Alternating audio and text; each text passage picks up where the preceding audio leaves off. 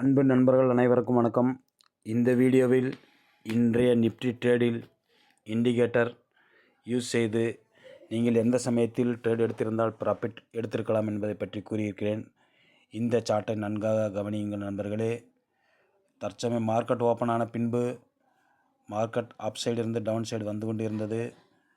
சரியாக 12 மணி அளவில் நீங்கள் 23,800 கால் ஆப்ஷனை சேல் செய்து வைத்திருக்கலாம். பாருங்கள், ப்ளூ அண்ட் ரெட் இரண்டும் தனித்தனியாக பிரிந்து அது எஸ்ஏஆர் என்பது டவுன் சைடு காட்டி கொண்டு செல்கிறது. அது சமயம் பிரீமியம் 102 ரூபாயில் இருந்தது. அது குறைந்து தற்சமயம் 40 ரூபாய் வரை வந்து தற்சமயம் 65 ரூபாய் உள்ளது. ஆக பாருங்கள் நண்பர்களே, இதுபோன்று இண்டிகேட்டரை பார்த்து நீங்கள் ட்ரேட் எடுக்கலாம். அதாவது சப்போர்ட்டை கிராஸ் செய்துவிட்டால் நீங்கள் ட்ரேட் எடுக்கலாம் நண்பர்களே.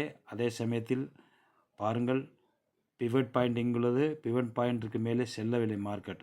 ஆக இன்று டவுன் மார்க்கெட் என்று அறிந்து கொள்ளுங்கள். பிவட் பாயிண்ட்டை டச் செய்து கீழே வந்துவிட்டது.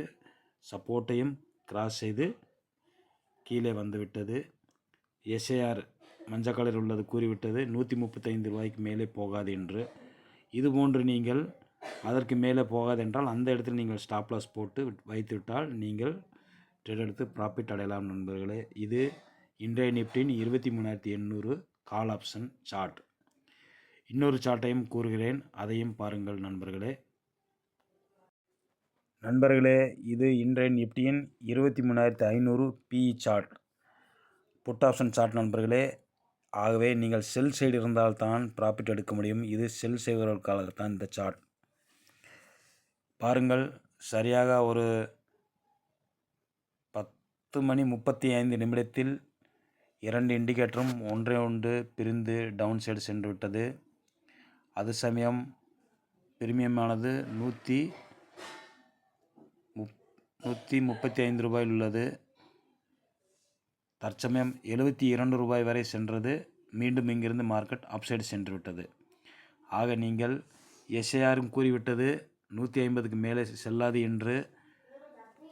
இந்த 10:35 இரண்டும் கிராஸ் செய்துள்ளது.